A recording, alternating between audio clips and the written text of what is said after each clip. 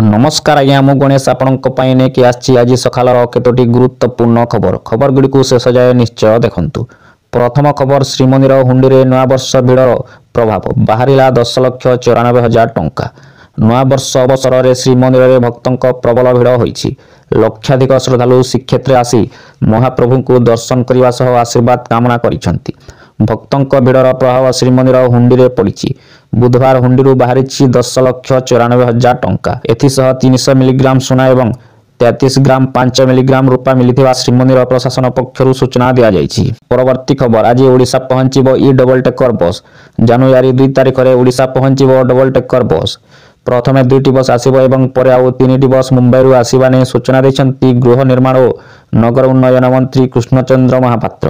तेबे एही बस एबे धारणा लोकंक पई व्यवहार हेबो नाही बोली कहिसन्ति मंत्री। प्रथमे प्रवासी भारतीयंक व्यवहार निमंते यह उपयोग कराजिबो। परवर्ती खबर जनवरी 15 सुधा सरीबो ई केवासी पई बाहर राज्य को जिबे सरकारी अधिकारी। जनवरी 15 तारिख सुधा सरीबो ई केवासी। वयसाधिक कारणरू जेउ माने ई केवासी करि नाहंती सेमानंक पाखकु विभागीय अधिकारी जाई ई केवासी कराउछन्ति। अन्य पटे जेउ माने बाहर राज्य रे रहुछन्ति सेमानंक ई केवासी पई बाहर राज्य को सरकारी अधिकारी जिबे बोली मध्य सूचना दैछन्ति। निकटरे गुआरे थिबा किछि लोकंक ई केवासी करा जायथिबा सूचना दिया जायछि।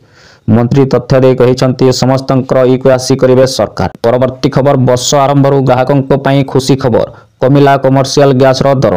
नया वर्ष आरंभरू उपभोक्तांक पई खुशी खबर कमिला रंधन गैस दर।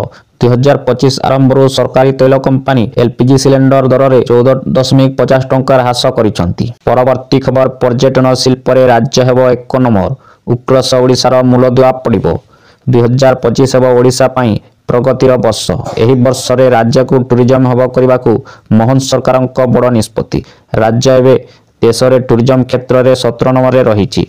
आसंता दिन में यह रैंक को बढ़ाई 1 नंबर को आने को राज्य सरकार निष्पत्ति नहीं सूचना देइछन्ति पर्यटन और महिला शिशु कल्याण मंत्री प्रभाती परिड़ा। परवर्ती खबर पुरी रे भक्तों को गणिला एआई। चलित थर रेकर्ड भांगिला श्रद्धालुंक संख्या।